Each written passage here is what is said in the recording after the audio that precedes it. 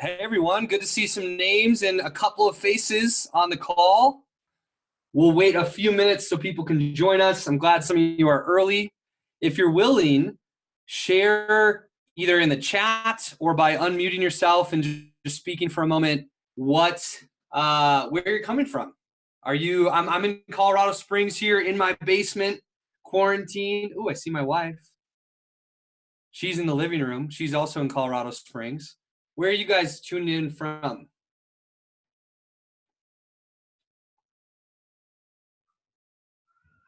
Are you able to unmute, or have we muted you automatically? Hey, Laura. No, we're able to unmute. Awesome. Where are you coming from, Pressy? I'm coming from Elsa, Texas, which is the valley in South Texas, close to Mexico. Nice. El Paso, Texas. Hannah is coming in from Show Low, Arizona. Is that a city? Those two words, Show Low. That is wild. I've never heard of a city like that. That's so cool, Hannah. Show Low, Arizona. Awesome. Where else is everyone from? Danny Byram, along with his awesome wife, Angela. They're in Loveland, Colorado. Where else are you guys coming in from? VA over here, Virginia. Virginia for Brendan. Welcome from Virginia. Who else do we have? Where are you guys coming in from?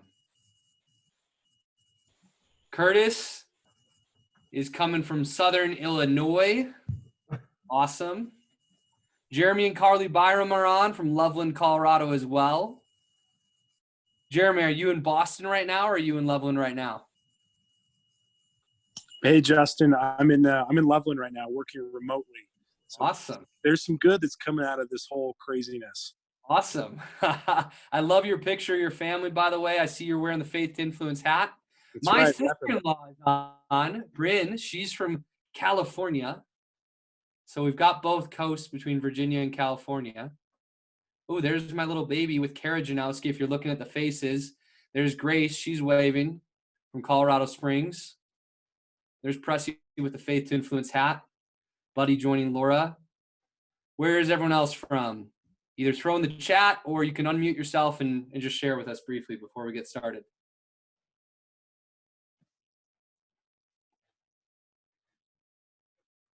McCall, he's coming from Alabama, right? We've got Chesapeake, Virginia for Amber. Vera's from Maryland. Cool. I know Brian Herbst is in Wisconsin. We've got David Lee representing Kansas City. Caroline or Carolyn from Virginia, Manassas. Cool. What other cities do we have represented? Yeah, Richmond, Virginia over here. Richmond, Virginia. Who is that? Is that Josh? Mm-hmm. And there's two of you. What are both your names? Kevin. Josh and Kevin. All right. Awesome. Radford, Virginia. Cool. Awesome. Well, this is fun. This is definitely the most people we've ever had on a Zoom call. We typically run Zoom calls for 5 people or 7 people at once, our client base. It's super cool to see a really full Zoom. I'm still seeing everybody's squares on one picture, and so I'm taking a picture of it. We got Virginia Beach, Virginia for Alexander. Awesome. Thanks for being with us. Thank you all for tuning in. We are now at 2 after. I'm sure there will be a few more people who are going to be joining us a few minutes late. But hi to all of you. Thanks for being on the call. I want to share that I remember in 2016, in the fall of 2016, I was sitting in my home. I had 2 guy roommates, and I had this house that we were living in Colorado Springs. We were paying $400 a month each in rent. I lived in San Francisco later on, so some of you who are in California or other places, you probably can't imagine paying $400 a month in rent. And I had my now wife come over. She was my fiance at the time, Kara, and she had a gift for me. We were a few months away from getting married, and she had a book that she wanted to give to me to prepare us for marriage. And the book is called You and Me Forever. It's by Francis Chan. And Kara was all excited to share this book with me. She was looking forward to it. It was going to help us grow in our marriage together. And she presented this book to me and said that her friend had recommended it. And we should read it together. We should learn together. We should grow together and prepare for our marriage. And I looked at this book and I read it. I read the back cover. I flipped into the middle of the book and I read like part of a page. And I said, no, thank you. I am not going to read this book. I don't believe what this book is about. I don't believe what this author is talking about.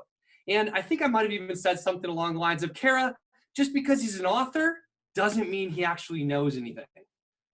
Doesn't know anything about marriage. I don't want to read this. And I was really stubborn. I was really against reading this book with my wife. And I'm not normally this stubborn. I'm usually a pretty open-minded person. So this was unusual.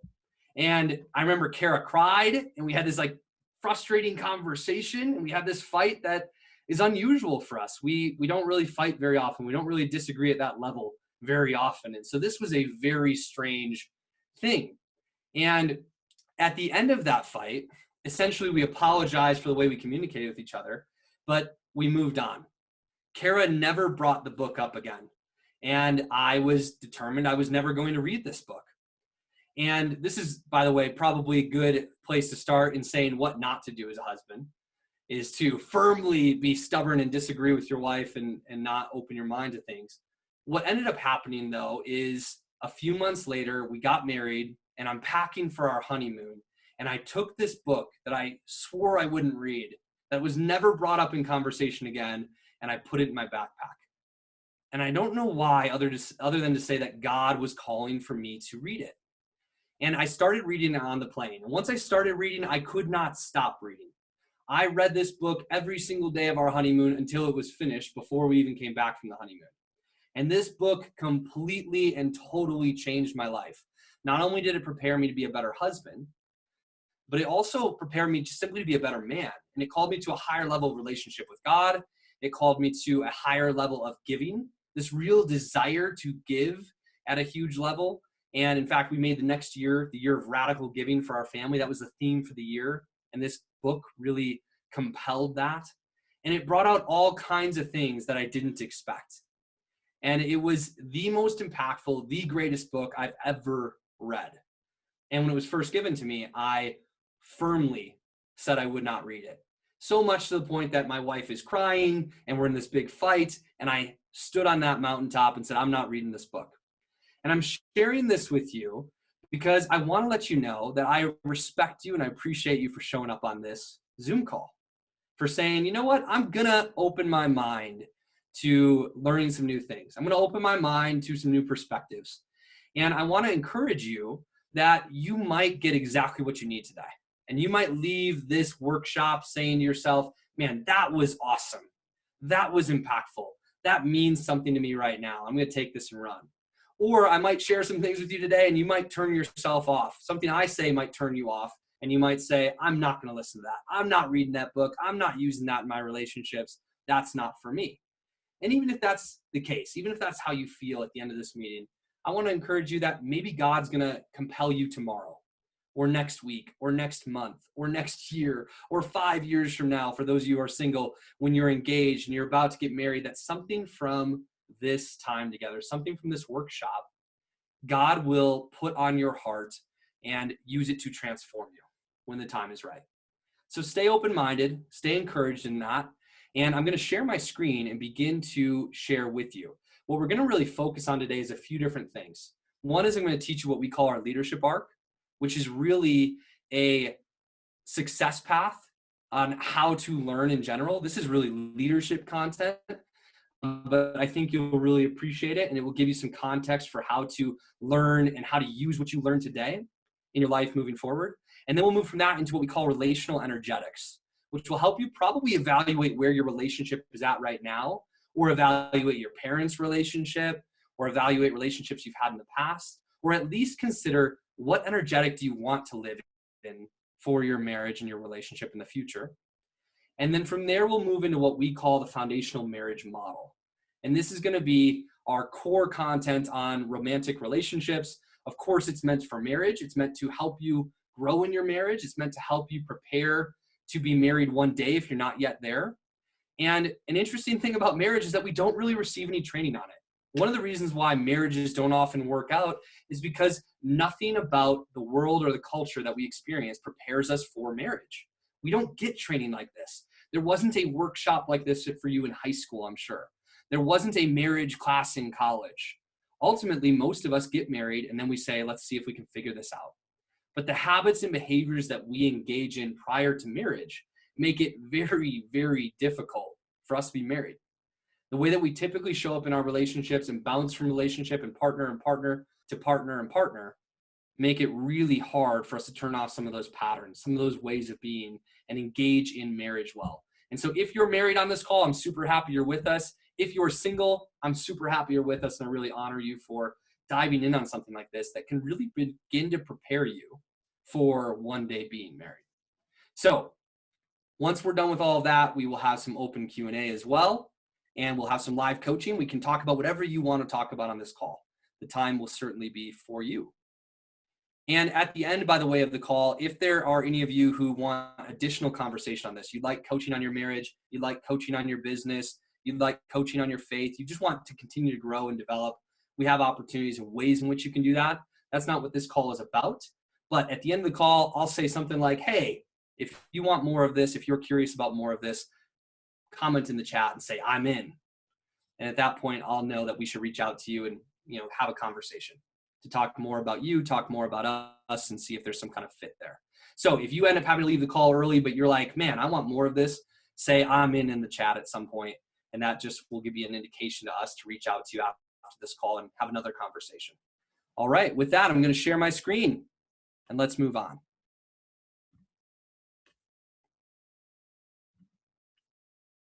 And what I'm going to bring up is our foundational retreat outline and actually share with you what we share in the retreats. These are slides directly from our retreat that people pay $1,500 to come to. And so we're excited to bring them to you for free. So the first thing I wanted to share, as I mentioned before, is our F2I leadership arc. And what this suggests is that as we learn anything, as we develop in any area of our life, it can be marriage, it can be business, it can be faith, it can be golfing or playing a sport, anything that we learn and develop in, we start out at a level of ignorance. Before we know how to do something, we don't know how to do it. And oftentimes, we don't even know what we don't know. And so that is a great place of recognition, is to say, I'm ignorant in something. Before we've ever walked, when you think about being a baby, being a child, before we've ever walked, we're ignorant on how to walk. Before we've spoken, we are ignorant around how to speak, how to talk. We can't do, if you ever golfed before, if somebody just handed you a club the first time and you try to take a swing, you probably would be unable to do it. It's a difficult thing to do when we don't know how. And recognizing that in every area of life we start at ignorance requires a little bit of humility, which is a good thing.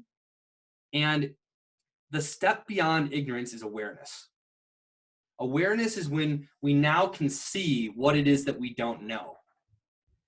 If it's golf, awareness is when a coach comes in and he tells you how to hold the golf club and how far apart to have your feet and how to bend your knees and how to straighten your arms and how far to bring back the club and where to look with your eyes and the speed of the club and the upswing and the downswing and where to turn your body and twist and all these things. Once someone tells us how to do these things, we gain awareness. Okay, there's a strategy to this golf thing. But gaining awareness doesn't necessarily mean we can do it well.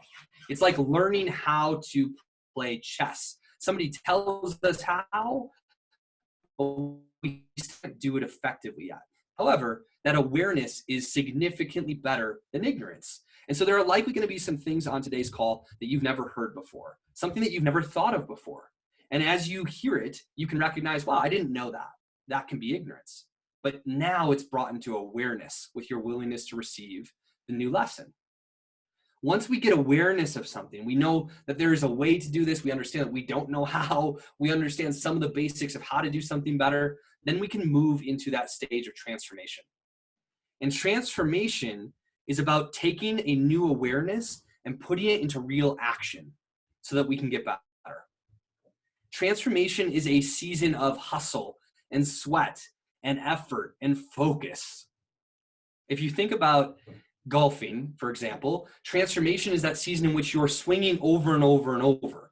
You're at the range, or maybe you're playing baseball and you're in the batting cages and you're doing it again and again, or maybe you've learned a new form of dance and you're going to practice to dance again and again and again, or maybe you're learning a new language and you've learned that it's about repetition.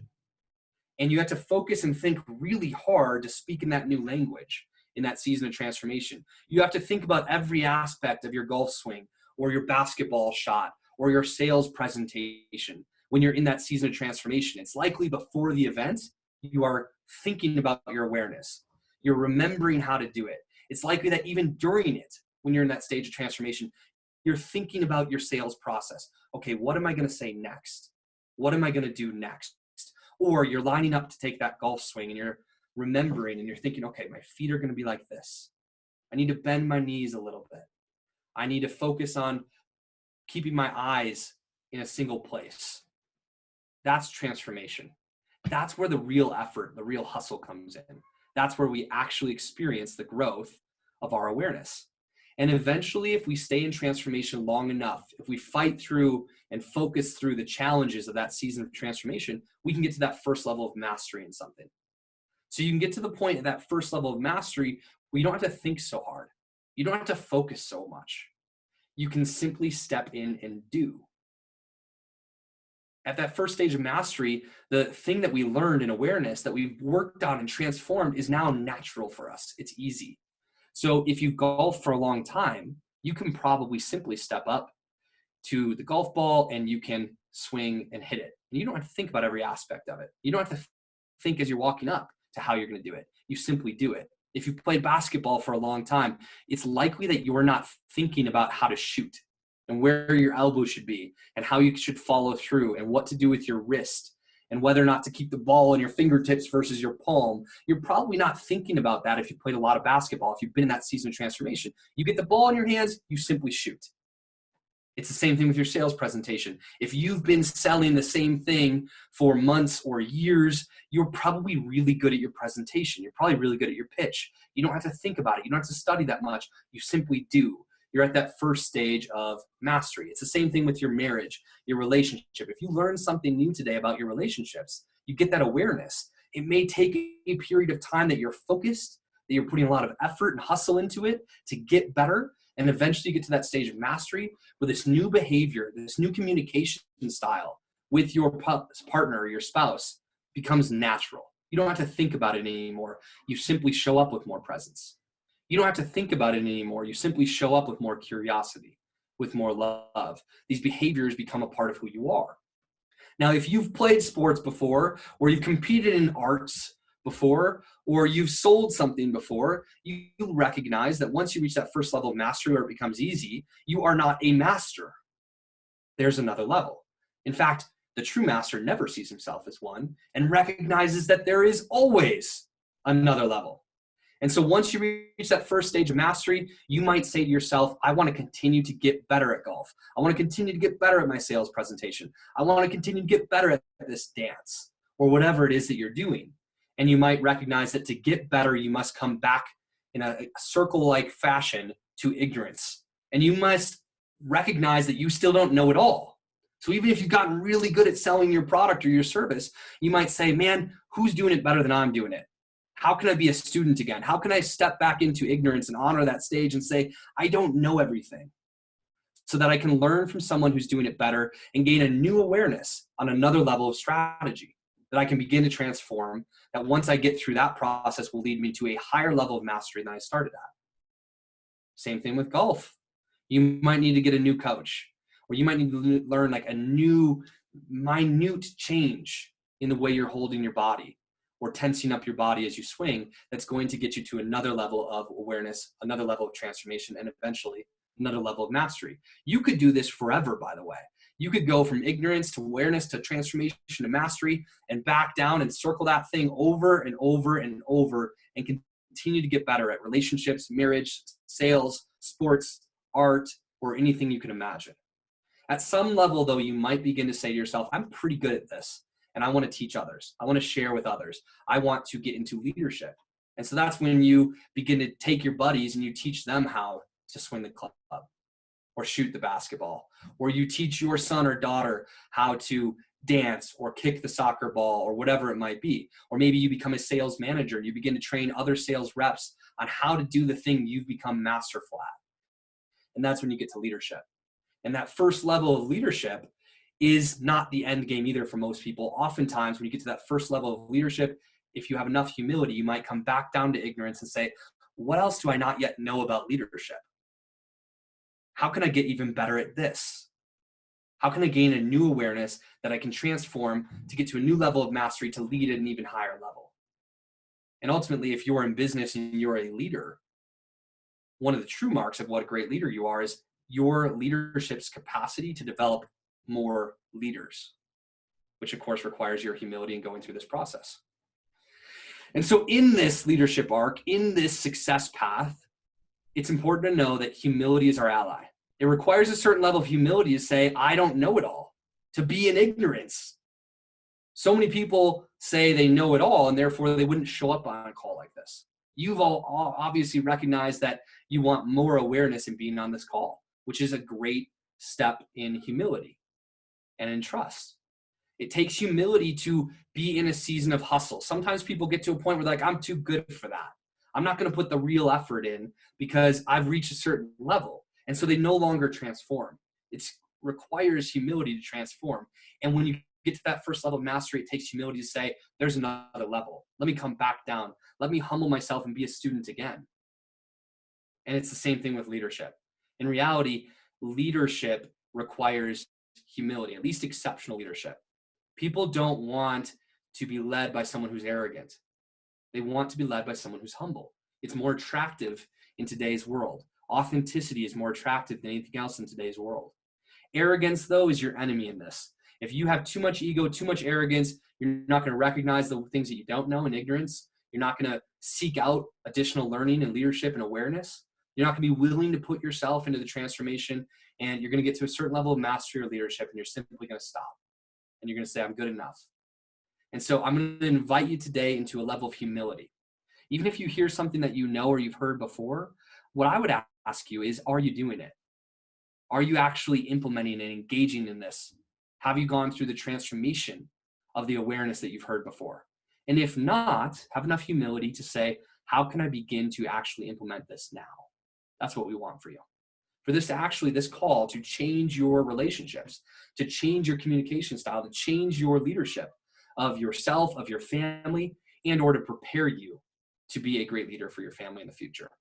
What I believe is that if every father and every mother, if every husband and wife, if every person simply stepped in their own home and led themselves and their families well, the world would change overnight. Like that, it would be a different world.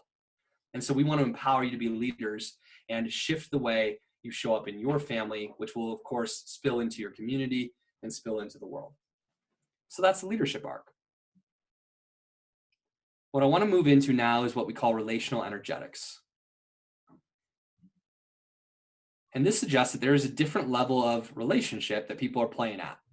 The lowest level of relational energetic is a level in which you are playing at we lose. A we lose relationship is one in which both sides are committed to making sure that the other side loses. You've probably experienced this or at least seen it.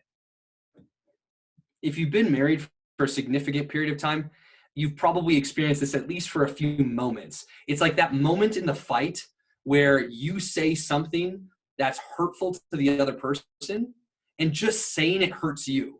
And it makes the fight worse. It makes your relationship worse. It makes you feel bad about yourself, but you want so badly to hurt them that you're willing to be hurt in the process of it. That's we lose. You might have experienced this in the workplace. Maybe your company passed you over for a promotion that you know you deserved. Or maybe your company's been underappreciating you, or your boss has been underappreciating you. And because you haven't been winning at work, they haven't been appreciating you, you said, I'm going to stop giving my best. I'm going to stop making the company win because they're not making sure I win. And you created that we lose. You said, you know what? Instead of proving them wrong, if they've underestimated me, I'm going to prove them right because that's what they deserve.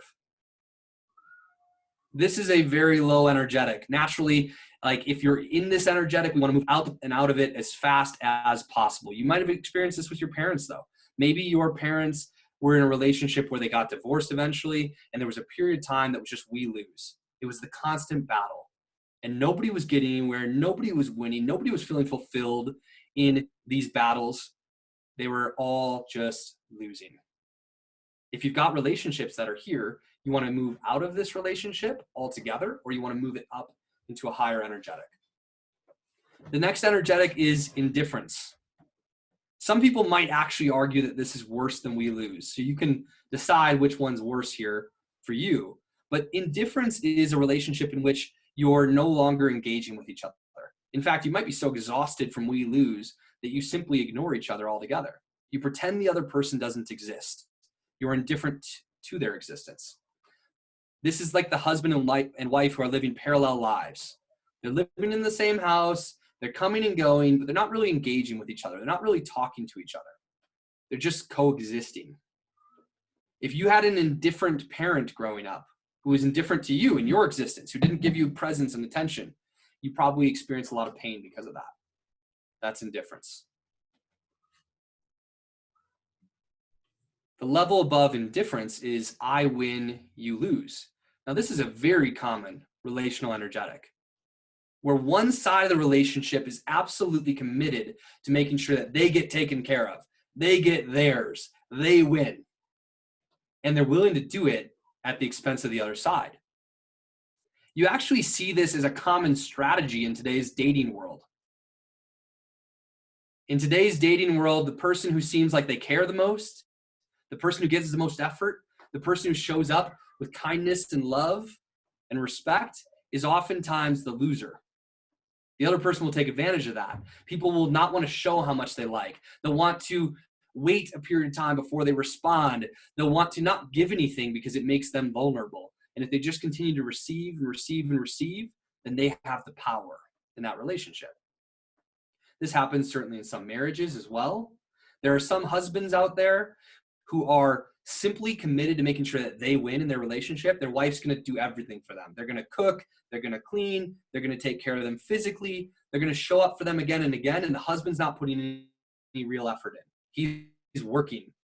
He's doing his job and earning money and pretending that that's providing for his wife's needs. This also happens, of course, with women who are providing or creating a scenario in which it's I win, you lose.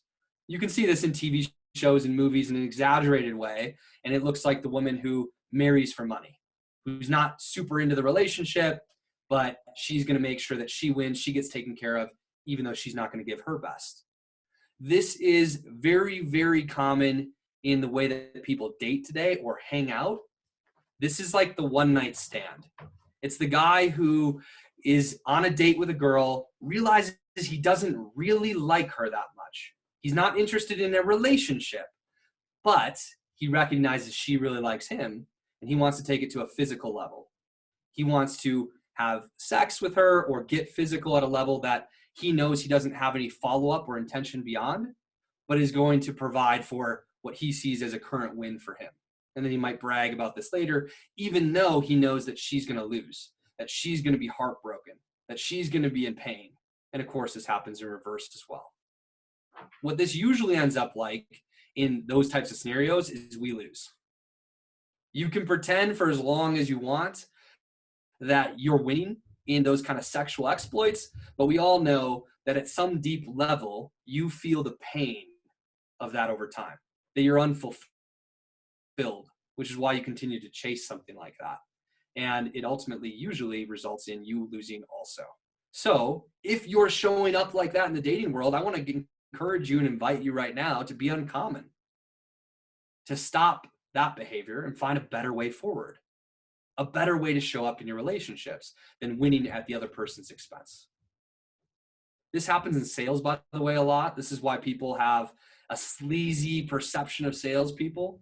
Many of you are salespeople or entrepreneurs or business people here, and you've probably felt People judge you before they've even met you because you're in sales and they think there's something bad about that. That's because they've experienced too many of these I win, you lose relationships, and they've been on the you lose side of it. They've been with a salesperson who was really interested in earning commission and not super interested in what they had to do to get it. They were willing to lie or bend the truth or deceive to get what they wanted. There's a better way, people. The relational energetic above that is you win, I lose. This can be nice, and there are certain relationships in which we should show up this way. This is a Christ-like dynamic. It's sacrificial. And it's really about showing up and saying, I'm going to take care of all the people around me, even if I don't get taken care of in the process. If my needs aren't met in the process, I'm still committed to making sure I meet the needs of the people around me. Now, on the outset, this sounds really nice. And in some cases, like I mentioned, it is really nice. But in a long-term relationship, if you remain in you win, I lose over a certain period of time, eventually you will get burned out. You will have less to give. And therefore, the people around you won't get the best of you. They, in fact, will lose because you didn't make sure that you were winning. Moms are really famous for this. They're the most guilty party at this. There are so many moms out there who have so much love to give and so much care for their family that they're willing to sacrifice at unhealthy levels. They're willing to make sure that their kids are taken care of and get everything they need. Their husband is taken care of and gets everything he needs, but they're not doing anything to make sure that they get what they need. They're not filling their cup back up so that they can continue to give. Men, if you recognize that your wife is doing this, don't soak it up with pride. Take responsibility for making sure that she wins. My wife, for me, like, it's natural for me to take care of myself. It's natural for me to book a massage or some kind of self-care to re-energize when I'm feeling overwhelmed, when I'm feeling stressed out, when I'm feeling like I've put in a lot of effort, when I'm feeling exhausted or burnt out. I'll take care of myself. My wife won't. She'll continue to just suffer through it. She'll continue to be there every day for me, for our baby at home, for her job. She'll continue to do. And so I will have to book a massage for her. If she's going to get a massage, it's almost always because I've booked it for her. And sometimes she's not asking for it. I just have to recognize that she needs a break. Or like today, I asked Karina from our team, hey, could you come watch Grace for a while so Kara could go to a park with a book, get some time by herself, because I just recognized she really needed the break, because she will make sure everyone around her is winning. Super selfless, super loving, but we need to make sure that she's winning so that she can keep giving. Because if she's exhausted and burnt out, she's not going to have nearly as much left to give. So sometimes we have to be strong enough to make sure the people around us aren't being martyrs for everyone else, that they are taking care of themselves. I see the Boyds on this call, and hopefully I'm not calling out Buddy. Hopefully he's actually followed through on this. But one of the things we talked about the other day is a recognition that his wife, a now mom at three, is exhausted probably at home. When he gets home at the end of the day, he's exhausted, and it's hard for him to have the kids jumping on him and have to take over at home because he's been through a lot at work. But the best way for him to have more energy and receive more energy from his family is to make sure that his wife has enough energy, that she's feeling taken care of, that her cup is being filled up. And so we talked about this, and he said, yeah, maybe I can, on Thursdays, I can take the kids for a couple of hours, take the new baby for a couple of hours and get her out of the house, give her a break. So Laura, if he hasn't already implemented this, now you know he has to. But that's so important, because how is he going to feel more energized? By making sure that his wife feels more energized, that she's feeling good. When she's feeling good, he's going to feel more goodness as well.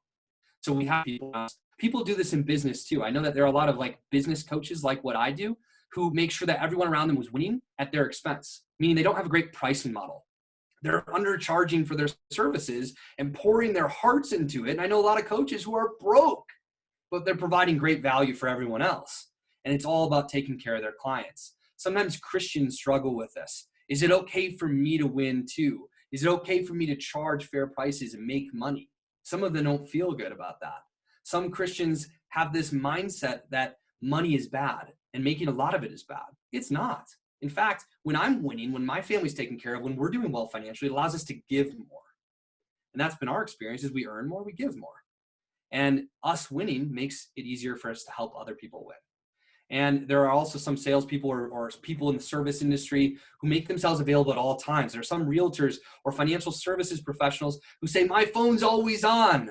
Call me anytime. That's not winning. That's losing. So that the people around you can supposedly win. But ultimately, then we're training them to engage in that same kind of behavior. The people around us are watching. If we're not present to our family and available for our family because we're losing to our clients, then our kids are going to see that and think that that's normal. And there's going to be more losses because of that. And so it's a win for us to take care of ourselves, to have boundaries in the way that we're showing up in our family, to have boundaries in the way that we're showing up in our businesses. Super important. If you're engaging in too many you win, I loses, and you're wearing it like a badge of honor, you're proud of it, I want to invite you to consider that there's a better way that's going to allow you to actually give more over time, give more over your lifetime, and stay alive in a way that I mean real liveliness and energy. It's so important for us to put structures in place that make sure that we're not just losing so everyone else can win. A better energetic than that is win-win or no deal. This is the ideal relational energetic in the vast majority of relationships. Win-win or no deal. In business, this is certainly the best way forward. It's to say, man, and by the way, one more thing on you win, I lose. I kind of referenced it, but I just want to hit it one more time. Men, because women are most guilty of this, but you know if it's reverse in your family. If your wife, if your mom, if a woman around you is choosing you win, I lose, that doesn't make it okay. We need to take responsibility for making sure the women in our life win. And women, if you recognize that your husband is this person, then you need to take responsibility for making sure that they win. We need to protect people from themselves a lot of times and help them come to here. Win-win or no deal. And I don't care if guys, if your wife is struggling with this, if you have to get her in the car and claim you're going to the grocery store and then drop her off at a pre-made massage appointment and say, get out of the car, you got a massage here. And she's like, wait, what? No, seriously, your massage is in 5 minutes. You got to go. Whatever we have to do to make sure that they're refilling their cup. They're taking action that's going to re-energize them, fill them back up. It's really important. But win-win or no deal is most ideal, certainly in business. If you're a salesperson or you're a recruiter, if it's not a win for the other side, don't do the deal. Don't make a sale to someone that isn't being served by buying from you.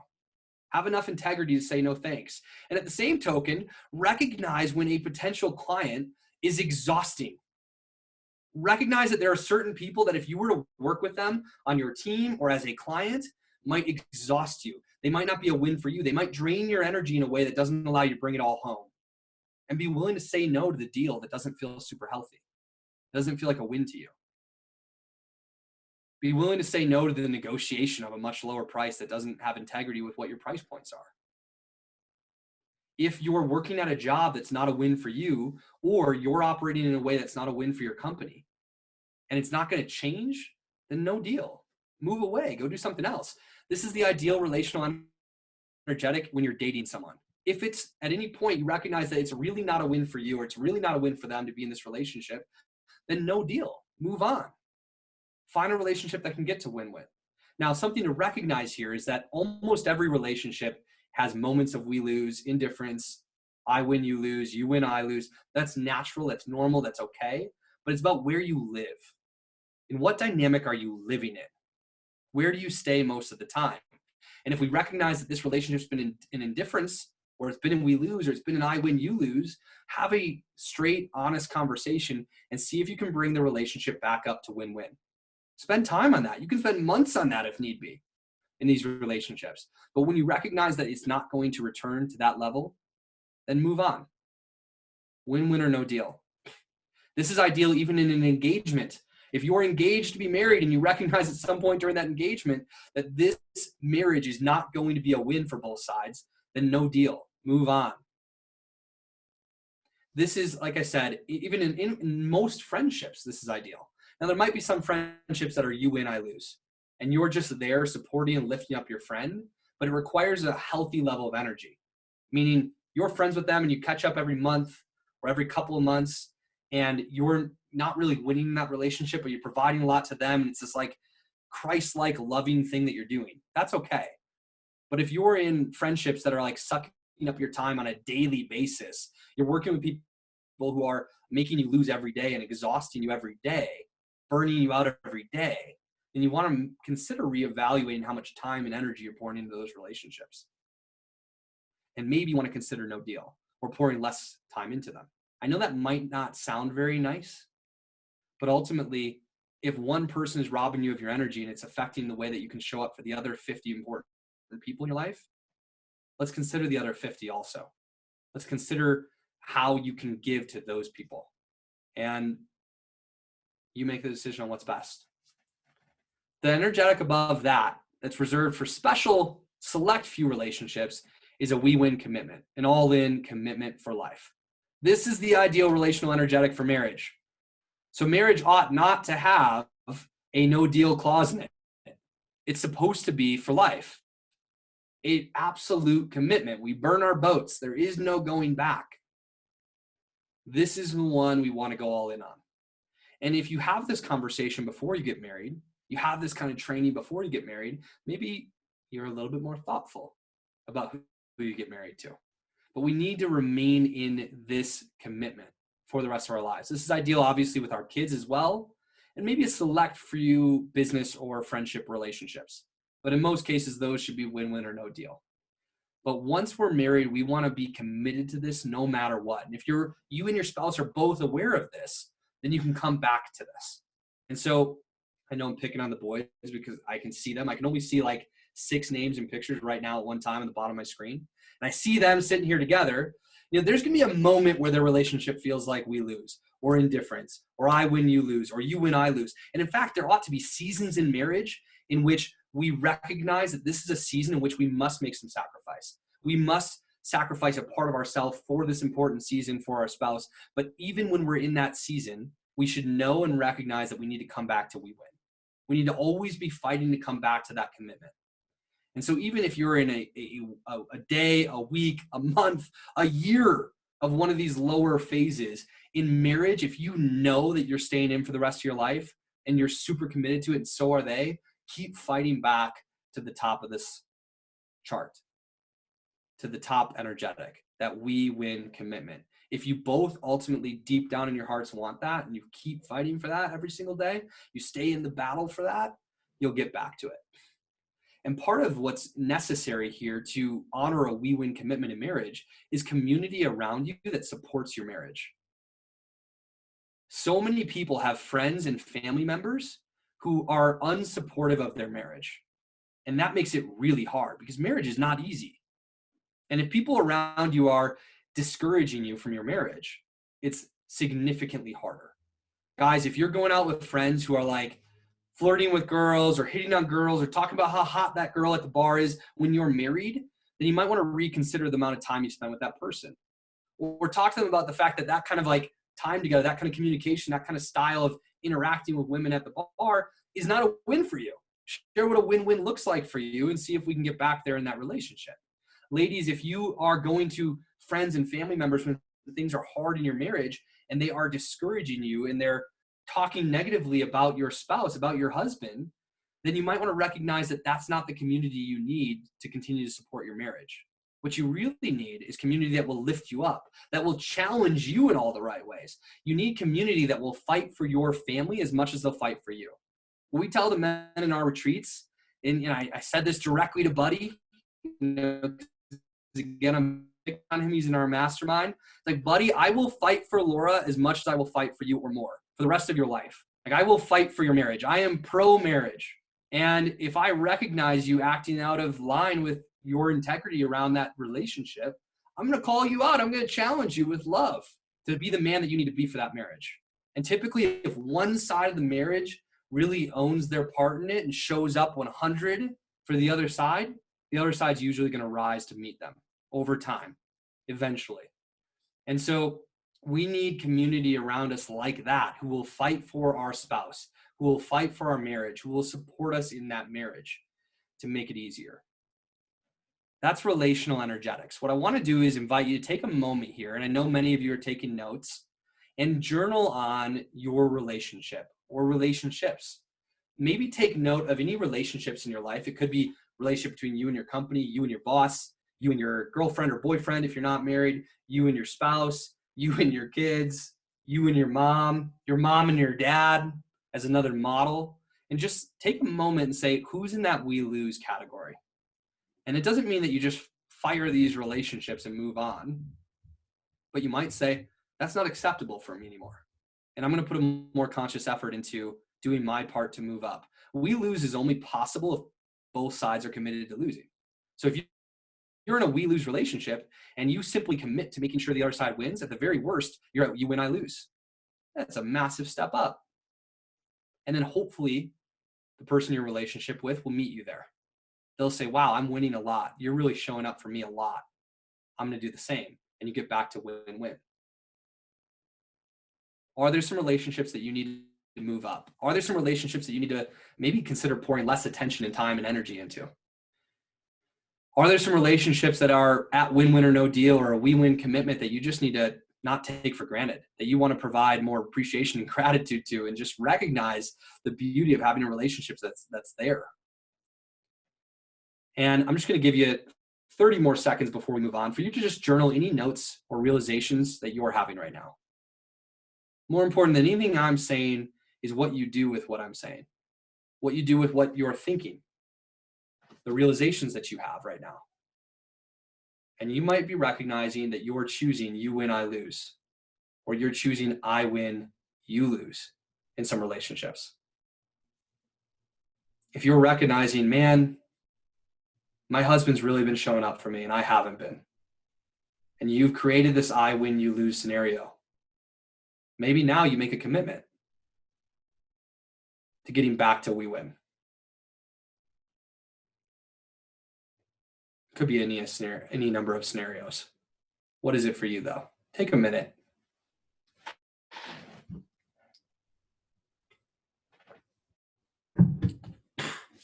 And if you want, make a commitment to yourself right now. Write it down. Just say, I commit to doing my part to bring this relationship back to we win. And if you're super bold and courageous, tell them about it. You might have a conversation with your spouse later and say, hey, I've recognized that I've been making sure that I win in this relationship and I haven't been providing for your needs in the way that I should be. And I'm really sorry. And I want to do better. And you can come with ideas, or you can say, hey, how can I do better? You might share this concept with them. Okay. We're going to move on from relational energetics. If you have questions on this, we're going to, after the foundational marriage model, open up for Q&A, shares, live coaching. I want to support you in this stuff. So for now, if you have a question, though, write it down so you can remember. And if we don't get to your question for some reason on this call, or you have to hop off early or something like that happens, then email support@faith2influence.com. And it's faith2influence.com, support@faith2influence.com, or send me a message on social media. The support email address will be opened by Karina. She will send it to me if you've got a question for me, but you don't want to share it on this call. Okay. F2I's foundational marriage model. Now, naturally, as we share this marriage model, the same concepts that make a great marriage, for the most part, make for great dating relationships. In many cases, make for great friendships. So find a way that you can for yourself. Part pyramid. And when I share this first part of the pyramid, there's gonna be a lot in there. And so I'll give you a minute because I know people like to scribble and write, but then I'll contextualize each of these pieces for you. So this is the foundation of marriage. Some of the things that are needs, I think, in marriage begin with safety, presence, empathy, affirmation, playfulness, what we call trusted tribe. Again, I'll contextualize all these here in a minute. Unconditional love, prayer, and a covenantal foundation. All of these things make marriage significantly easier, significantly better, significantly more fulfilling.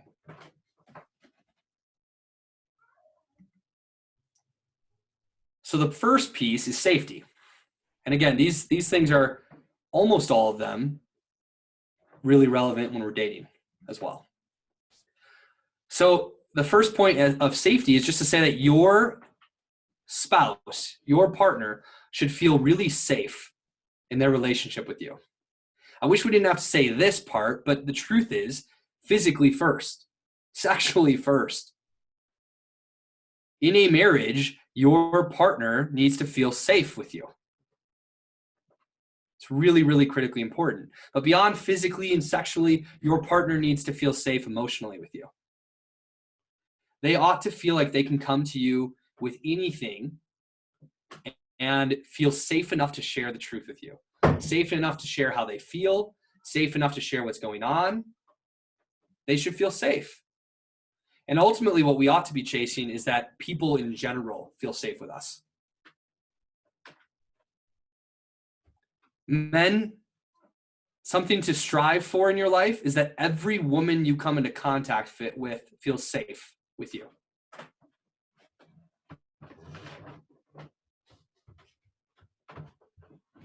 I know that most are not meeting this standard. That's not common. With the comments, the way we look at people, the way we act around people, most women feel unsafe pretty regularly in their life in the company of certain men. We ought to be uncommon in this and strive for a relationship with women in which all women feel safe in our presence.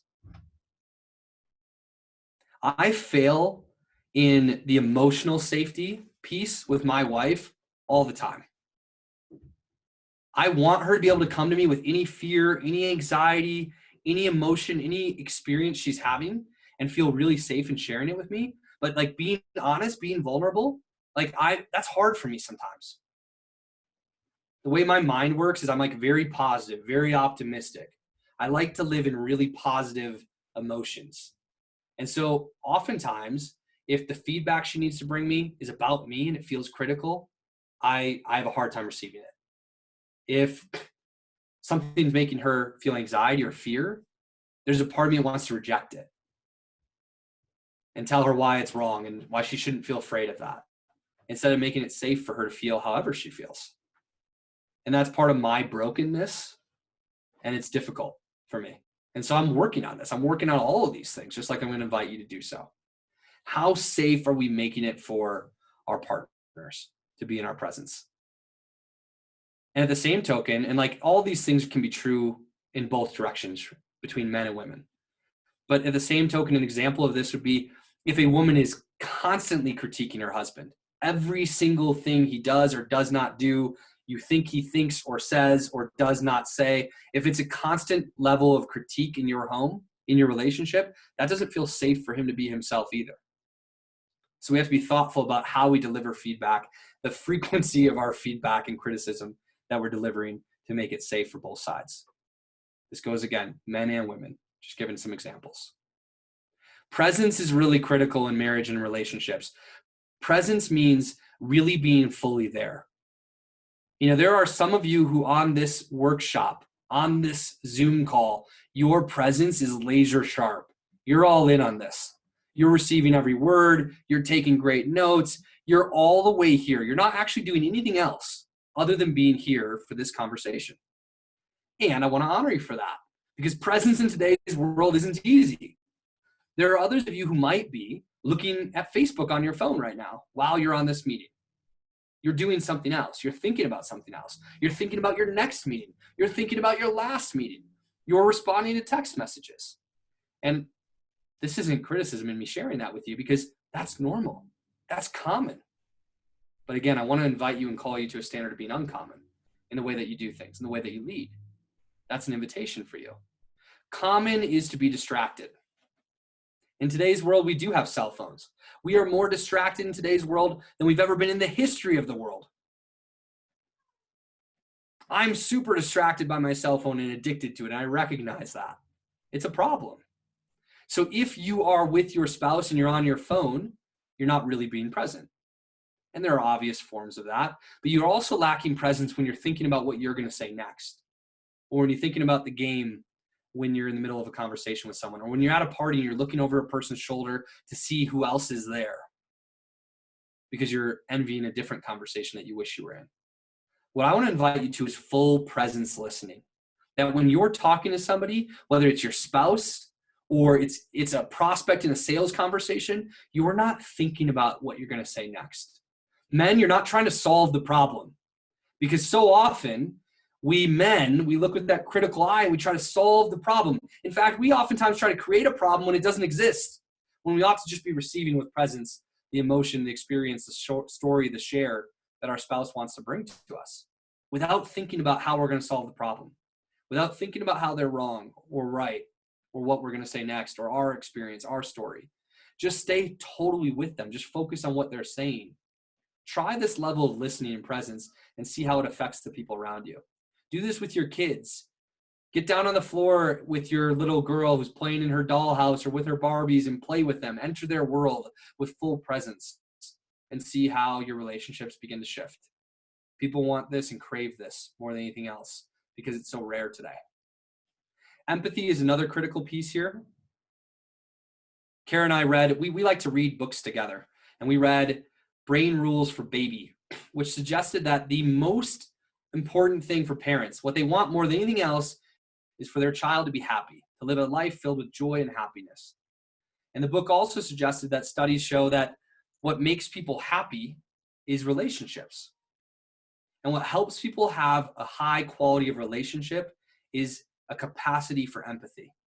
People who can empathize, which means feel what other people are feeling and relate to it, have the greatest relationships. I really admire Kara's capacity for empathy. She can see both sides. She can feel what other people are feeling. She can understand another point of view, even when it's very different from her. It's one of the reasons why she's so loved and she has such great relationships and friendships, is her capacity for empathy. This is so important. And our kids will learn empathy from us. And they'll probably learn that in many cases by how we have empathy for our spouse. How do we receive our spouse? So this is critical in relationships. Affirmation is about saying, I love you. It's about speaking compliments and words that give life to our partner or our spouse. I love you. I appreciate you. You're beautiful. You're handsome. I'm proud of you. These things are so important. That was a really good idea. Thank you for doing what you do. Playfulness is also important. We ought to have fun. Inside every one of you is a little boy or a little girl. That version of you that had so much fun. If you remember what it was like to be 3, 4, 5, not have a cell phone, not have a job, not go to school. You weren't worried about what people thought about you. You weren't worried about how you looked. You simply liked to run around and have fun and play. And life was about joy and adventure and wonder. That part of us still exists. We might have shut that boy or girl down a lot over the last few decades for some of us. I want to invite you to bring that boy or girl out. A relationship that has fun and playfulness and laughter is going to be a lot more successful. Let's bring more of that. Trusted tribe is a level of relationship inside of our community. So we talk about this in relationship with other men, that we ought to have other men in our life who are part of our inner circle, part of our trusted tribe, who we can go to with anything. The kinds of men who, like I mentioned before, will fight for our family. The kinds of men who will fight for our faith, who know our vision for our life and what we want and will help us get it, who love us unconditionally, who bring playfulness and joy to us, who challenge us and honor the truth in their relationships with us. Women, you ought to have the same kind of tribe, the same kind of community with people of the same sex who you can go to and who you can trust to be open and vulnerable and honest about what's going on in your life, who will fight for your marriage, who will fight for your relationship, who will call you to a higher standard. Men, your closest friends should lift your wife up in your presence. as much as or even more than they would lift you up in your presence. Ladies, your closest girlfriends should lift your husband up in your presence. They should encourage your marriage. It's really important. It makes it a lot easier. Unconditional love is critical here. This is something that we'll probably never actually meet the full expression of with our spouse, but we ought to strive for that every day. The way Jesus loves us, can we love someone else that way? It's the first and most important commandment. Jesus said the most important commandment is to love God and love our neighbor. Your spouse is your closest neighbor. Can you bring that unconditional love? Can you aim for it every day? And when you fall short, can you aim for it again the next day? That helps. Prayer is really important in marriage and relationships. To be praying for your spouse, to be praying with your spouse. For those of you who are single, you might pray for your spouse right now. God, prepare the woman you have in store for me. God, prepare the man you have in store for me. God, help me become the man who can be the husband my future wife's going to need. God, help me become the woman who can be the wife my future husband's going to need. Kara and I pray together multiple times every day, and oftentimes we'll pray for each other, and we can pray for the marriage. And when I'm falling short, sometimes my out loud prayer with my wife is, God, help me be a better husband. And I think that kind of prayer is really important. And there's a lot of power in that.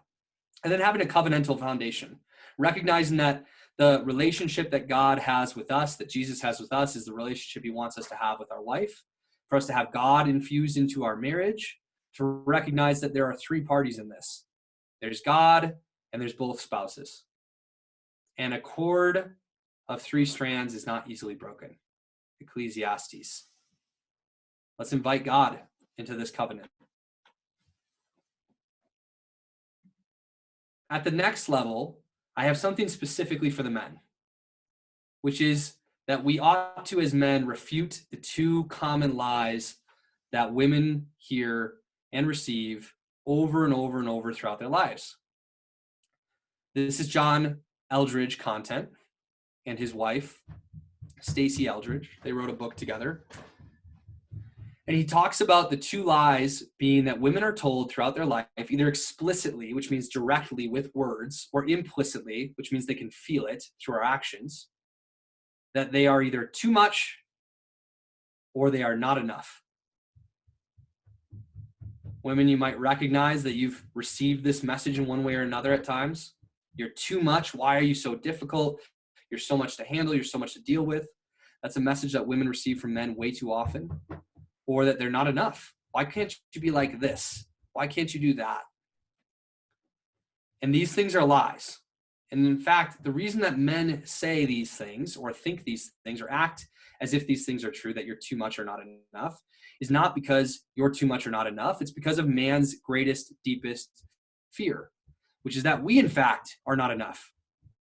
Men are afraid to dive deep into the heart of a woman and to totally receive her and all of her emotion and all of her experience, because we're afraid that if we dive that deep, that we won't be strong enough to get out, that we won't be strong enough to receive her, that we won't be strong enough of a leader to live in all of that emotion. And it's our own fear, our own brokenness, our own sin, our own cowardice that causes us to point the finger at the women around us and blame them for what is really our problem. And I'm super guilty of this. There are plenty of times I know that I've shamefully made my wife feel like she's too much or not enough. I'm hopeful that I do better at this than most men, and that I'm growing at this all the time. I'm not trying to be falsely humble. I think I'm a pretty good husband. And I know I still fall short of this. Every one of us, men and women on this call, are going to fall short of some of these things I'm sharing from time to time in our brokenness. And all we can do is own it and pray and try better the next time. Ultimately, another thing John Eldredge talks about is that most men will treat a woman like a problem to be solved. And they'll try to get real logical about the issue. And sometimes the way we see things, the way our brains work, aren't the same way that the women's brains work. And there's a scale here and everyone's different. But naturally, what he suggests we ought to do is no longer treat our woman like a problem to be solved, rather treat her like a mystery to be known and loved. So if what she's saying or how she's acting or her emotional experience doesn't make sense to us men, rather than say, this doesn't add up, what's the problem here? And point a finger and try to solve it and figure it out, say, oh, there's my wife being mysterious again. I don't really understand that emotion. I don't really understand that. Isn't she just mysterious? I just love her. I don't get it. Men, we're not going to understand everything about the women around us, and that's okay. They probably don't understand everything about us either. They're like, why does he do that? That's okay. Let your partner be mysterious and try to love them for that and through that. The second piece here is, so men, we ought to refute those lies for our wives in case it's not clear. We ought to make it safe enough for them to know that they are just the right amount. Not too much, not enough, but just right. Just right for us. Just like God allows us to be just right and just enough, even though we're all over the place. Loves us through it all. The next thing is to note the dating experience. This is a reference to the idea that we ought to treat our spouse like we did when we were dating. We ought to continue to date our spouse. And again, we in our retreats, we teach to men specifically. So I've got some masculine like viewpoints on these things. But the idea around this is that, you know, the greatest disappointment to most women in a unfulfilled marriage is that their husband no longer pursues them. Their husband no longer romances them. Their husband seemingly no longer desires them. It's one of the great disappointments to women in marriage, is that sometimes goes away. And we ought to treat our spouse, not all the time. It's different. It's different when we're married. When we've been married for 5 years, 10 years, 20 years, your relationship is different than when you're newly dating. No doubt about it. It's never going to feel quite the same. There are some things that are better and more wonderful. There are some things that are different in a way that doesn't feel as good. And there's a different level of familiarity. So it shouldn't always feel like you're dating. It's different. There should be moments, though, in every marriage that feel like the moments you had when you were dating, where you take them out on a date, where guys, you get dressed up, where ladies, you put on a cute dress, where you put on cologne or perfume, you try to impress them, where you surprise them with something, where you plan a date without asking them where they want to go to dinner, and you just say, hey, I've got some plans, let's go do this. You should get them a nice gift. You should put the effort in occasionally. Tony Robbins says that if you behave like you did at the beginning of the relationship, there will not be an end. So let's invite that standard. The next is to focus on the left page. I'm going a little lengthy here on some of my shares, and so I'm going to give you a shorter version of this. But the idea is that every person in our life, for every relationship we have a left and a right page as if looking at a book. And on the left page for that person are all the things that we love about them, all their greatest qualities. And on the right page is all the things that we don't love, all the things that annoy us or bug us or bother us. And if you're married long enough, you're going to have a left and a right page. Sometimes in that dating phase, that honeymoon phase, it's all left page. The reality is, though, even in that phase, there's a right page of things you don't like. But why it's the honeymoon phase is because you're so focused on the left page of all the things that you love about that person that you don't even see the right page. And your friends, your family, they're like, well, what about this? And what about that? You're like, no, this and this and this. You don't understand, but they're like this and they're like that. And all you think about is the good stuff. And that's why it feels so good to be in that relationship.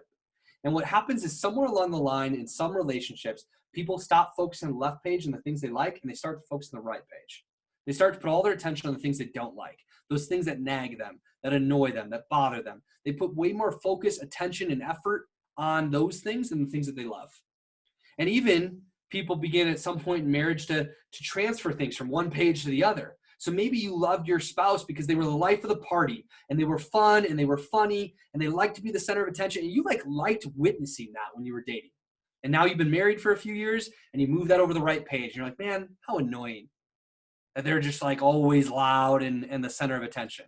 When in reality, that's one of the things you loved about them. And you just made a decision to move the page. Or maybe your wife was like really flirtatious and fun, and like you loved that about her. It was one of the things that attracted you was her flirtation and how like she was really great with people and she loved to engage with people and people love to talk to her. And then you get married and all of a sudden that makes you jealous and you're like, I don't like this flirtation. Stop talking to other people.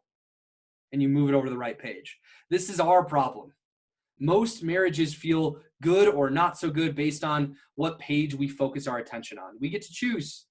It doesn't matter how good the left page is, how bad the right page is. What matters most is which page we focus on. So I'm going to invite you in your life and with your partner to focus on that left page. If you need help with this, write it. Write down the left page today and say, what are all the things I love about my husband? Or what are all the things I love about my wife? And read that page to yourself again and again and again, day after day after day.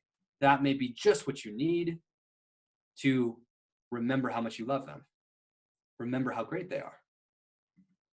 Next is to love your partner in their language. So some of you have read the 5 love languages. It talks about, I'm going to go through these rapid fire, but you can just make a note of it and you can look up the 5 love languages later. Words of affirmation, physical touch, quality time, acts of service, gifts. These are the 5 languages that Gary Chapman suggests people love each other in. And most people want to love other people in the language that they receive love in. But your partner or spouse might receive love in a different language. If you receive love through gifts and you keep giving them gifts, but they don't feel loved, it might be because they receive love through quality time. It doesn't matter how many gifts you give them if you're not there in their presence frequently enough. So find out what your partner's language is for love and love them that way, in their language, not yours, so they can really feel it. Next is dates night. I'm going to get to in a second. And after that is planning meetings. So like my family, my wife and I, we're going to include our kids as they get old enough to be included. Maybe Grace can be slightly included this next year, is to we have an annual planning meeting where we plan our goals for the year. We take a day or two and we talk about our values for the year. We create a theme or a word for the year. Some of you have done this individually, but do this with your partner. And then we talk about our individual goals for the year, our family goals for the year, and we evaluate and reflect on the year that was. And this is really valuable time for us. We share each other's vision, and it's really, really helpful. And we post this up in the house, and it's a wonderful thing. We sometimes do these types of meetings quarterly where we evaluate and reflect, and we plan our goals for the next quarter, and we're in each other's lives in that way, which I think is so valuable, so meaningful. So I'd encourage that. We've got a podcast episode on that specifically, by the way, annual planning meeting. So if you don't know, Faith to Influence has a podcast. It's called the Faith to Influence Podcast. Very original. And you can look it up on iTunes, or you can go to anchor.fm/faith to influence and find us there. I would love for you to give us a review. I would love for you to listen to the episodes and enjoy them. Last week, we had a former professional baseball player on who pitched in the World Series, Nate Robertson. Check that episode out. It's cool, but you can go back and find an F2I short on annual planning meetings. It's like 10 or 15 minutes, really quick. Dates night, though, is something that's really important to us. It's an acronym. Kara, when we were dating, challenged me that maybe we're spending too much time just eating food, watching movies, and making out. As funny as that is to share with you all, she allows me to be vulnerable. And like maybe we should do some more valuable things in our life and with our time together. And maybe we should grow more together. And I don't know what she expected, but what it compelled me to do is create a system. And what we've done since we were dating, since before we were ever even engaged, is have a special night once a week that's dedicated to our relationship. And during this night, we do a lot of interesting things together. DATES stands for devotion, affirmation, thoughtfulness, entertainment, and stories. You can do whatever you want in this night. The point is to dedicate a night to your relationship and pour in with each other. And the way we do it is we start with devotion. We pray for our marriage specifically, pray for our relationship. We pray together. Sometimes in that devotion, we'll meditate for like 1 or 2 minutes. Or we just close our eyes and we breathe and we presence ourselves to the moment. And then we'll get an affirmation. This is one of my favorite parts. We just share gratitude for one another out loud. We'll both talk for like 2, 3, 5 minutes and share everything we're grateful for from the last week, especially the things that we're grateful for about each other and the way we've shown up for each other. Man, I'm so grateful for that meal you made Tuesday night. That was an awesome dinner. I'm super grateful for the way you've been cleaning and taking care of the house and taking care of me and Grace. I'm super grateful for what an incredible mom you are. I'm super grateful for my team. I'm so grateful that in this crazy uncertain time, we collected $25,000 in revenue last week, had our biggest collections week ever. What a blessing. God's really showing up for us. I'm grateful for our clients that are really fun to work with. I'm grateful for the opportunity to do this foundational marriage workshop and that people want to come to this. Like, how amazing that people want to jump on and engage in this with us. I'm so grateful for Grace and how fun she is and how she's laughing. And man, I'm grateful that we started this new show together. I've really enjoyed watching that with you and talking about it. I'm really grateful for this book we're reading. Boom, boom, boom, boom, boom, boom, boom, all the things. This will change your life if you simply do this. And then she shares. And we lift each other up in this. And we remind ourselves of all that we have, how blessed we are. Then thoughtfulness is usually us talking about our goals and how are we doing in the last week on our goals. And we just stay in communication with one another. Then we flip-flop the E and the S, but we had to make the acronym work. So we do stories after that. We read together. We literally read out loud with one another. We've read, or we'll do it like a book study where we each read a chapter or two. We used to do this when we were dating more often. We read a chapter or two that week, and then we come together and we talk about it if we're learning together. But now as we're married, we usually read out loud. We have read the first 4 Harry Potters out loud to get each other. So sometimes it's just like fun. We're in Harry Potter 5 right now. We read The Hobbit together, so that's some more fiction. We read Mere Christianity, one of my favorite books about faith together. We read A Man's Search for Meaning, an incredible psychological book, an emotional book about the Holocaust. We read The 5 Love Languages. We read You and Me Forever. We read another marriage book by Timothy Keller. We've read most of the 7 Principles for Making Marriage Work.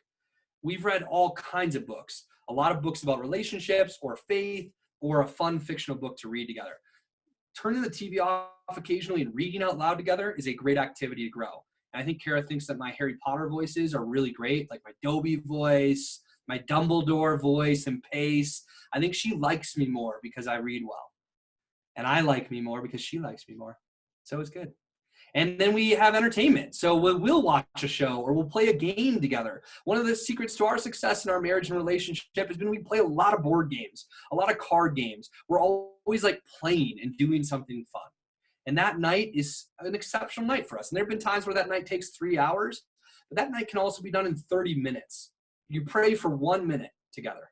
You share out loud what you're both grateful for 3 minutes each or something. That's 7 total minutes now. You share about your goals and how you're doing for 3 minutes each. That's 13 minutes now. You read out loud together for 10 minutes and get through a few pages or half a chapter or something. And we're at 23 minutes. And you play a game of war with a deck of cards if you want. You're done in 30 minutes. You've done it all. So you can make this a 30-minute thing. It could be a 3-hour thing. You can do it on an evening each week like we do. Or this could be something that you do as a morning activity or a lunch date every week. Find the time. It's worth getting a babysitter if you need to find the time, or doing it after the kids go to sleep. But be intentional about your relationship. And you can make it your own thing. You can go for walks. You can do yoga. You can yell at each other, whatever you want dates night to look like. Maybe you yell at each other in a fun way, like, I love you! Maybe that's part of your dates night if you want to include that. And then the top of this is like epic spirituality can create so much depth in our marriage and our relationship. Is your spirituality boring? Is it fun? Is it compelling? So as we grow that compelling, epic relationship with God, it will attract our spouse and our kids to that same relationship. And what does your kingdom look like? So we talk to men about this a lot, but it's true for women also. We've got a kingdom that we're overseeing. If you're married, you've got a family, you've got kids at home. Men, you are the king of your kingdom. Are you a good king? Women, are you a good queen? The greatest representation of this at your place of business or at your home, wherever your kingdom is how blessed are the people under your reign. It's not how much power you have, how right are you, how much money do you have, how often do you get your way. The greatest measure of a great king or a great queen is how blessed are the people under your reign. Is your wife blessed because she's married to you? Is your husband blessed because he's married to you? Are your kids blessed because you are their parents? Is your team blessed that you are their leader?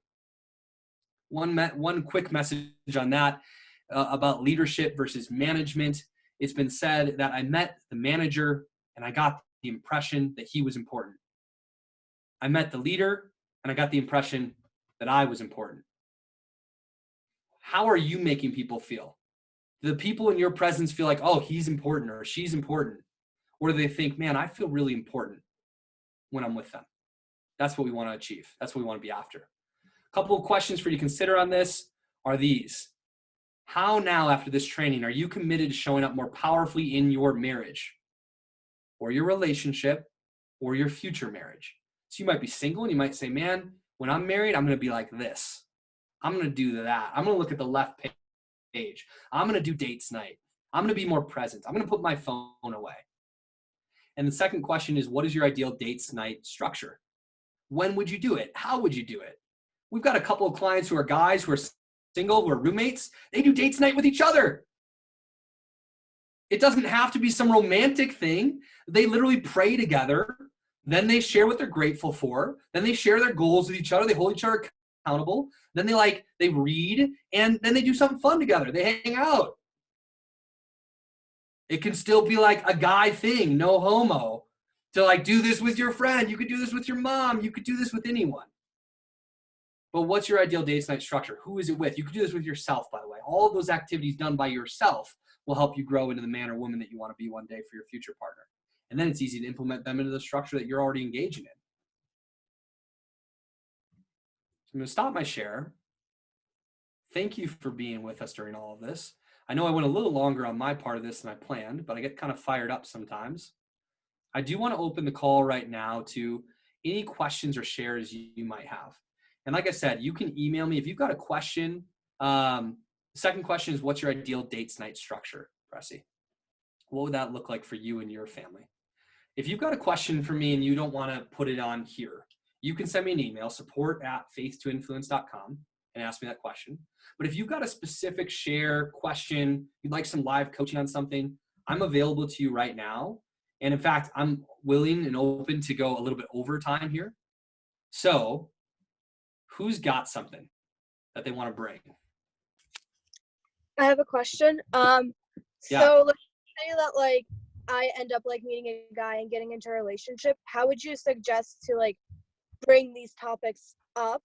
And like, for example, let's say like if they're not doing it, if it is like a win-lose situation, Yeah. how do I bring that up without offending them? Yeah. Great question, Vera. Thank you. So great answer would be send them to a Faith to Influence retreat. We do men's retreats. We'll teach them this stuff. That way you don't have to teach it to them. Sometimes men are resistant to their wife or their girlfriend teaching them something, which is silly. Like me being resistant to the book Kara wanted to give me when, of course, Kara knows what I need more than anyone else in the world.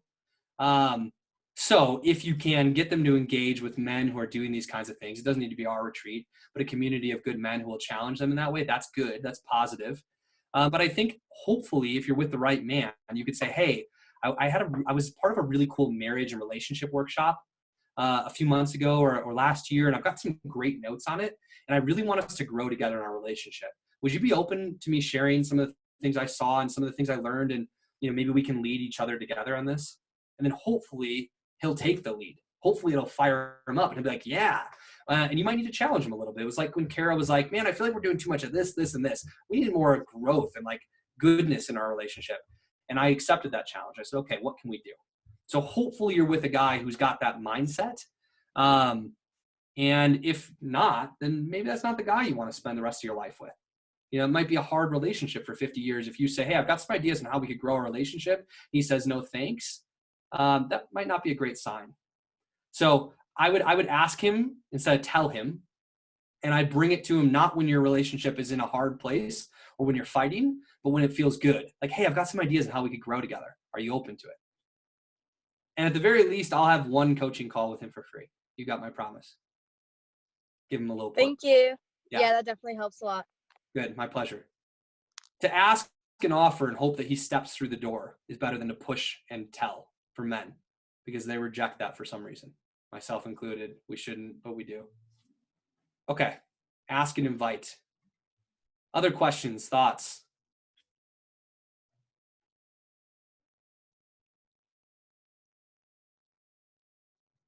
By the way, it's okay if you're soaking it in. I know there's a lot here. Even the things that you feel, 1 second, Pressy, wonderful. Even the things that you feel like, man, this was a lot. I don't know what to do with all this. You will. It'll land for you in the right time, in the right way. Pressy, yeah.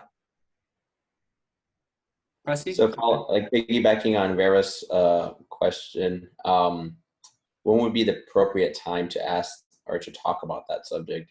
As far as, bringing it up, is there a time? Is there any like certain circumstance that you would say that was a good time to talk about it? As soon as you're in a committed relationship with one another, I would say, hey, I've got some cool ideas on how, like, I'd love to spend one evening a week focused on a relationship. Men especially, this is super easy. Unfortunately, people receive things differently. I would guess that the women on the call, if they started dating a guy and the guy said, hey, I'd love to spend one evening a week focused on our relationship and growing together, would you be open to that? I can't imagine there's a woman who's going to say no to that at the beginning of a relationship. Women are going to love that. What I think women deeply want is for a man to actually lead, rather than being super passive, which is how most men in the world are right now, unfortunately. They would love an assertive man who will lead and want to grow with them. There are men who are more resistant to a woman bringing that to them, unfortunately. So women have a harder time with this. But again, if it's an invitation, hopefully they'll accept. And if they don't, challenge them like Kara challenged me, and hopefully they step through the door. And if they don't, win-win or no deal.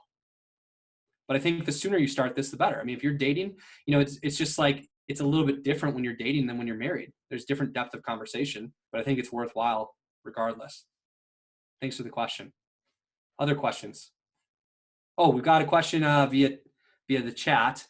Can you have empathy without affirmation? What's the difference? Oh, that's interesting. Yeah, I think you can empathize without agreeing. And this is something that, like, and I'm so grateful my wife's just like courageous enough to allow me to just be vulnerable and share our story, which helps people understand. So like an example of this is, if she has an anxiety or a fear that I don't have, I can recognize, like, oh man, I'm so sorry that you're feeling that. That must be really hard. Without myself feeling it or saying, like, that's the way it is. Or another example, somebody's hurt about something that you don't agree they should be hurt about, or you think it's a good thing, they think it's a bad thing. You could still recognize their emotion. You don't have to buy the whole story of whatever they're saying. You can recognize the emotion because you felt afraid before. You felt hurt before. You felt sad before. You felt angry before. You felt every emotion that they could possibly feel. I guarantee it. Maybe you haven't been as good at labeling it in your life, but you felt it. And so if you could say, remove the story and the things you don't agree with and say, man, that sounds really heavy. It must be really hard to be feeling that right now. I'm sorry you're feeling so sad. You can feel what they're feeling without agreeing with why they're feeling it or making sense of why they're feeling it. It's a good question, Britt. Thank you. Who else has a question or a share?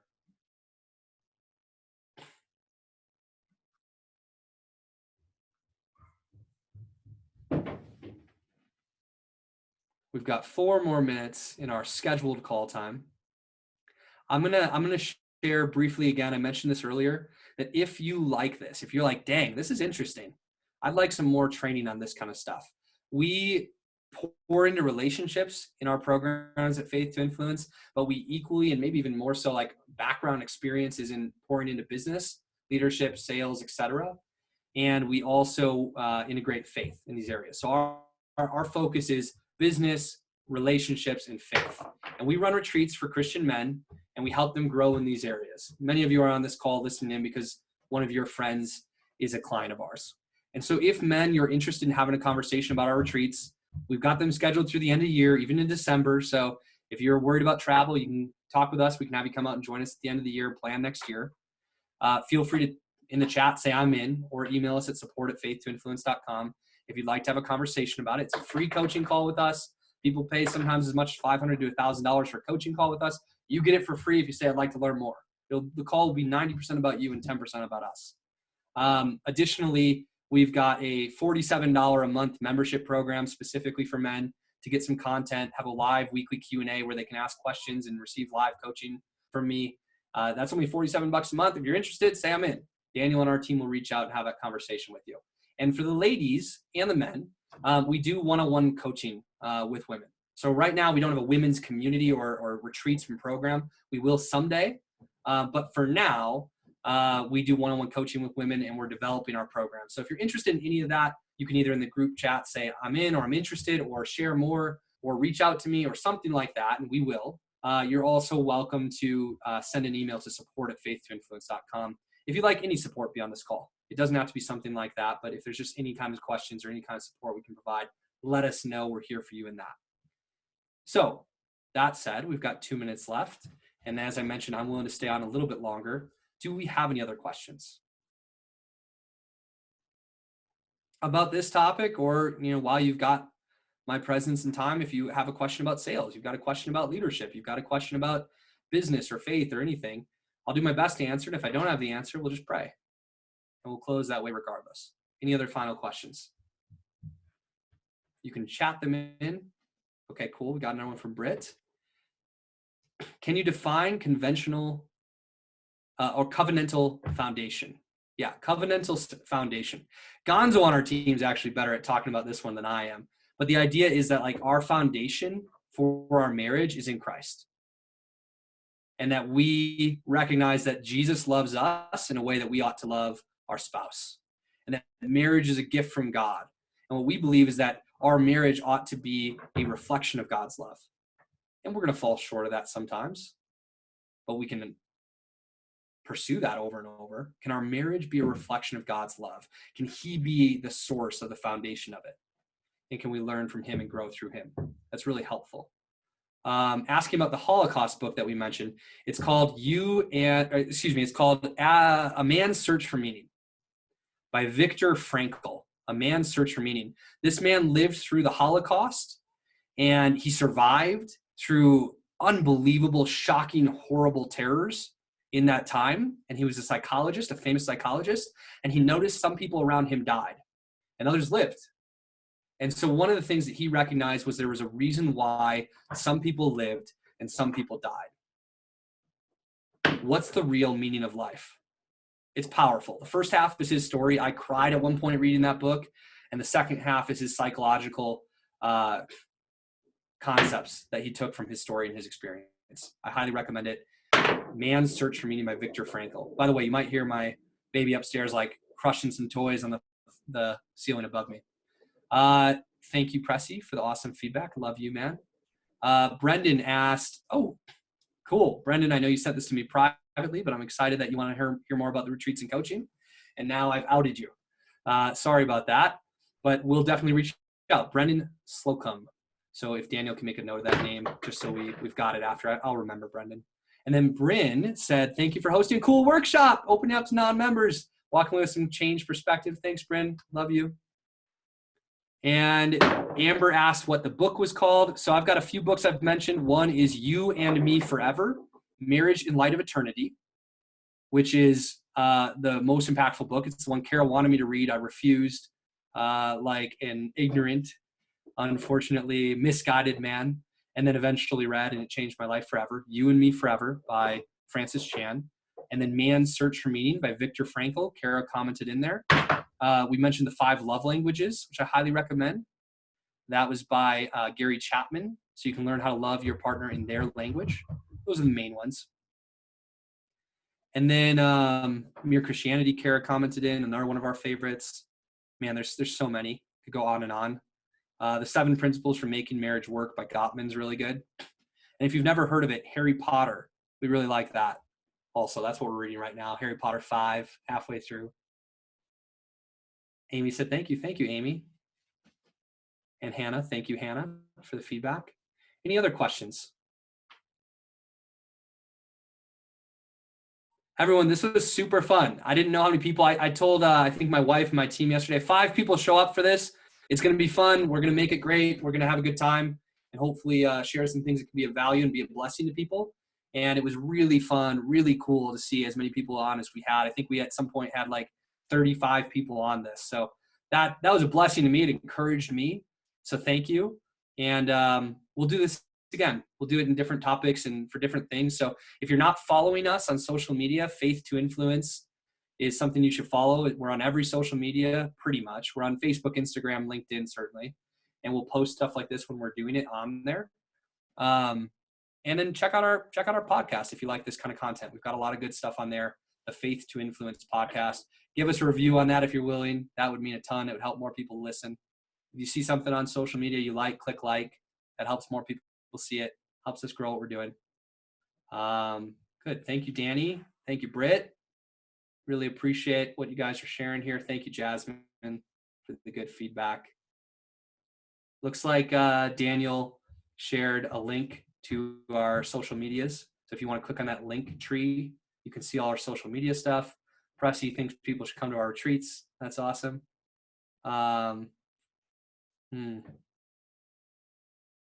Interesting. That's really cool.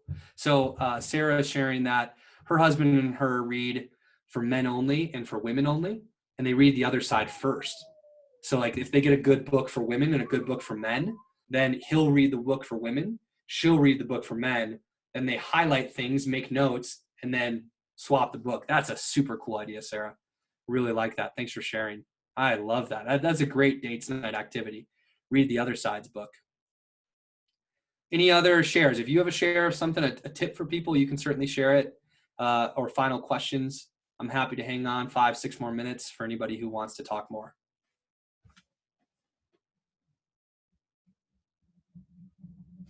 And I'm just making a quick note for myself. Hey, Justin, I just, can you hear me? Yes. So for those of you guys that haven't attended a retreat, I don't work for Justin, just so you guys know.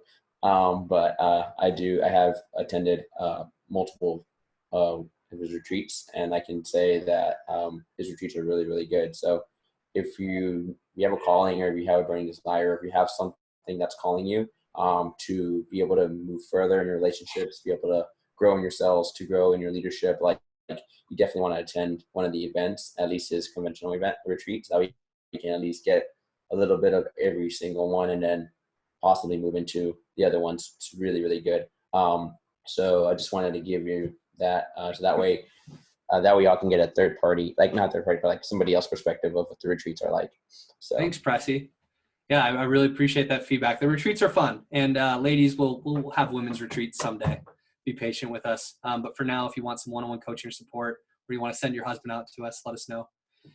Josh, thanks for the feedback on the content, and Kevin, you guys are sitting together, so I think Kevin's giving us the nice feedback. Josh, whatever, man. Just kidding, but thanks, Kevin. And yes, Britt sharing Wild at Heart and Captivated. Captivated is the book by John Eldredge that I referenced that talks about some of the content that Kara shared with me, that he's talking about the 2 lies. Women are too much or they're not enough. That's Captivated. It's for women. Wild at Heart is for men. In fact, we teach at our retreat a concept called the masculine journey, which is from the sequel to Wild at Heart, which is the way of the wild heart. And that's the men's masculine journey and experience of life in different seasons for men that we highly recommend as well. So John Eldredge, very good.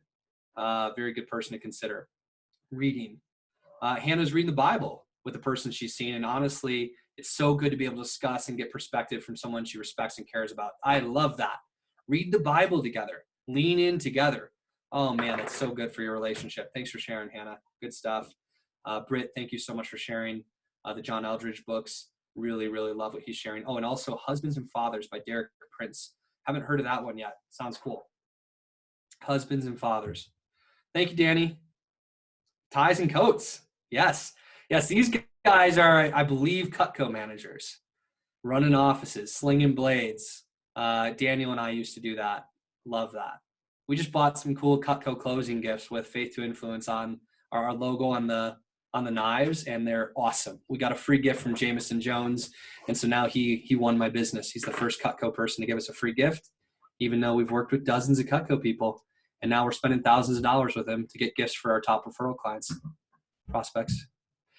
Cool. Anything else?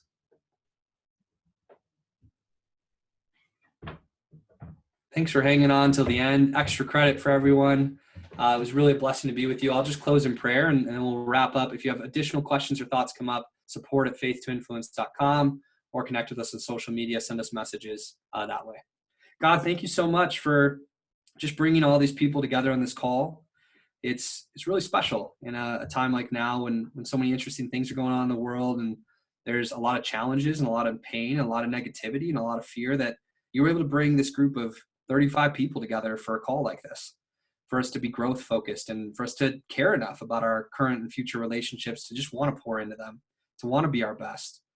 and to spend this much time together. I just thank you for the good questions. I thank you for the presence of the people who attended this call. I hope, God, that you take what we've learned together and you help us to grow. You help us to implement. It's most important that now we take what we've learned and we put it into our relationships. We put it into action. Help us to have the courage to do so, God. Help us to have the courage to continue to grow, continue to learn, continue to find ways to grow in our relationships. Help us to be better husbands and fathers, or prepare to be better husbands and fathers. Help us to be better mothers and wives, or prepare to be better mothers and wives for those women on the call. And God, we just pray that you help us to be an expression of your love, that people find more joy, more love through us and through the way that we're showing up in the world. When we fall short, God, just forgive us. Help us to forgive ourselves and help us to start afresh and do our best to just help the people around us, to serve the people around us, to be more and more like you every day. In Jesus' name, amen. All right, y'all. Thank you so much. See you next time. Pay attention on social media. We'll do this again. But thanks for spending your time with us today. I appreciate it. See ya.